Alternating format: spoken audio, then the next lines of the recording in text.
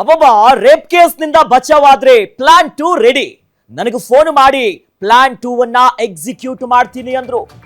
ಏನದು audio? Please ನನ್ನ ಜೀವನ ಯಾಕೆ ಹಾಳು ಮಾಡ್ತೀರಾ ಅಂತ ಪ್ರಶ್ನೆ ಮಾಡಿದ್ರಂತೆ.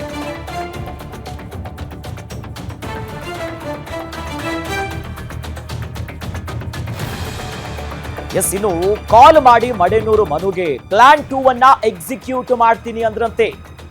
ಏನದು ಆಡಿಯೋ? ಪ್ಲೀಸ್ ನನ್ನ ಜೀವನ ಯಾಕೆ ಹಾಳು ಮಾಡ್ತೀರಾ ಅನ್ನೋದಾಗ ಕೇಳಿದಾಗ, ನಿಮ್ಗೇನೋ ದುಡ್ಡು ಬೇಕಾ ಹೇಳಿ, ಅದನ್ನು ಕೂಡ ವ್ಯವಸ್ಥೆ ಮಾಡೋಣ. ಸಿನಿಮಾ ಪ್ರಮೋಷನ್ಗೆ ಕುಣಿಗಳಿಗೆ ಹೋಗಿದ್ದ ಸಂದರ್ಭದಲ್ಲಿ ಮೊಟ್ಟೆಯನ್ನ ಹೊಡೆಸಿದ್ರು, ನನ್ನ ಮೇಲೆ ಮೊಟ್ಟೆಯನ್ನ ಹೊಡೆಸಿದ್ರು. ಹಾಸನದಲ್ಲೂ ಕೂಡ ಕಾಟ ಕೊಟ್ರು. ನನ್ನ ಜೊತೆಗಿರೋರೇ ನನ್ನ ವಿರುದ್ಧ ಪ್ಲಾನ್ ಮಾಡಿದ್ದಾರೆ. ಇದರ ಬಗ್ಗೆ ನನಗೆ ಪೊಲೀಸರೇ ಹೇಳಿದ್ರು. ಈ ವಿಚಾರದ ಬಗ್ಗೆ ಪರಪ್ಪನ ಅಗ್ರಹಾರ ಜೈಲಿನ ಬಳಿ ಮಡೆನೂರು ಮನು ಹೇಳಿಕೆ ಕೊಟ್ಟಿದ್ದಾರೆ. ಬೆಳಿಗ್ಗೆ ಫೋನ್ ಮಾಡಿ ನಮಗೆ ಏನು ಮಾಡಬೇಕು, 2 ಥರ ಪ್ಲ್ಯಾನ್ ಆಗಿದೆ.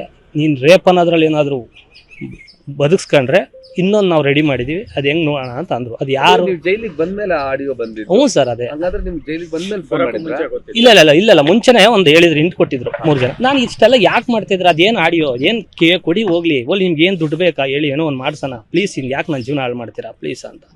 ಅದು ಏನಾನ ಬೇರೆ ಆಯಿತು ನನಗೆ. ಸರ್ ನೀವು ನಂಬಲ್ಲ, ಈ ಸಿನಿಮಾದಲ್ಲಿ ನೀವು ಪ್ರಮೋಷನ್ ಮುಗಿಸ್ಕೊಂಬರ್ತೀನಿ, ಕುಣಿಗಾಲಲ್ಲಿ ಮೊಟ್ಟೆ ಹೊಡಿತಾರೆ 4. ನಾನು ಎಲ್ಲೂ ಪ್ರಸ್ತಾಪ ಮಾಡಿಲ್ಲ. ಮೊಟ್ಟೆ ಹೊಡಿತಾರೆ, ಅದು ಸುಮ್ಮನೆ ಅದೇ. ನಾನು ಟರ್ನ್ ಹೊಡ್ಕೊಂಡು ಕುಣಿಗಲ್ಲಿ ಏನು ಬರುತ್ತೆ ಮಾಡಿ ರೋಡಲ್ಲಿ ಎವಿ 140 ಹೊಡ್ಕೊಂಡು ಹೊಂಟೆ. ನಾನು ಅದು ಸುಮ್ಮನೆ ಅದೇ, ನಾನು ಏನೂ ಮಾತಾಡಿಲ್ಲ.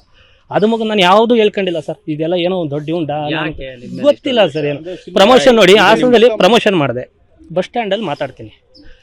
ಪಾಪ ಪೊಲೀಸ್ನವ್ರೇನೋ ನಮಗೆಲ್ಲ ಸಹಕಾರ ನೀಡಿದ್ರಿಂದ ಫೋನ್ ಮಾಡಿದರು. ಮನು, ನಿಮ್ಮ ಟೀಮ್ ಅವರೇ ನಿನ್ನ ಜೊತೆ ಬೆಳೆದಂಥವ್ರು ನನಗೆ ಫೋನ್ ಮಾಡಿ ಬಸ್ ಸ್ಟ್ಯಾಂಡ್ ಮೈಕ್ ಹೆಂಗೆ ತಗೊಂಡ ಅಂತ ಕಂಪ್ಲೇಂಟ್ ಮಾಡಿ ಅಂತ ಫೋನ್ ಮಾಡ್ಯಾರ. ಮನು, ಪಾಪ ನೀನು ಅಂಥವನ್ನೆಲ್ಲ ಮಾತಾಡಿದ್ದೆ ನಿಮ್ಮ ಸಿನಿಮಾಕ್ಕೆ ಅಂತ ಅವ್ರು ಅಲ್ಲೊಂದು ಕಂಪ್ಲೇಂಟ್ ಆಯಿತು.